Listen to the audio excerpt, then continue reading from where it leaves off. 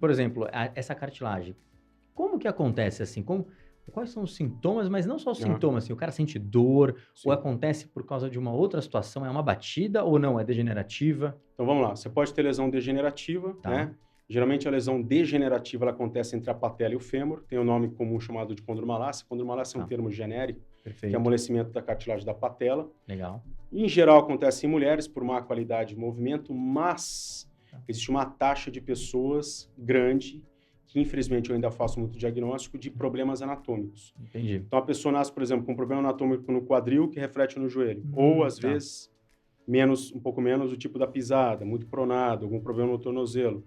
Por isso que médico, o cirurgião de joelho tem que examinar quadril e tornozelo. perfeito, Ou às vezes o mau alinhamento da patela, a patela não corre no trilho dela. entendi. E aí você tem o mau alinhamento, não é feito o diagnóstico, você tem condromalácia às vezes graves em pessoas mais novas, arrebenta a cartilagem, você vai ver, tem alteração anatômica e tem que ser corrigida, geralmente de tratamento cirúrgico, Olha tá? só, Então um dos problemas é esse aí, o problema da degeneração pode vir com a idade, mas mesmo as pessoas que têm isso com idade e são saudáveis não sentem nada. Mau uso da articulação por 2 pontos, ou a pessoa sedentária, é um mau tá. uso, Sim, com certeza. ou a pessoa que do nada começou a fazer atividade física e muita intensidade, entrou no CrossFit Tá, ou começou a correr e não está preparado para aquilo, exagera. Então você perfeito. tem dois extremos. Então, mau uso articular, problema anatômico, problema degenerativo, doenças reumáticas. Então a cartilagem tem 4 camadas, ela começa a erodir, Uhum. ela vai afinando, afinando até chegar nesse osso chamado osso subcondral. Olha só. Sintomas, dor mecânica também, um pouco menos do que a artrose, que a artrose é mais incapacitante, Tá, mas ela tem dor, por exemplo, vou subir degrau, dói. Vou subir um degrau entendi. um pouco mais alto, dói. Vou descer uma escada, dói. Se eu agachar até aqui, aí começa a doer. Olha A hora que só. você vai examinar o paciente, a musculatura até desliga de tanta dor que ele sente. Sim.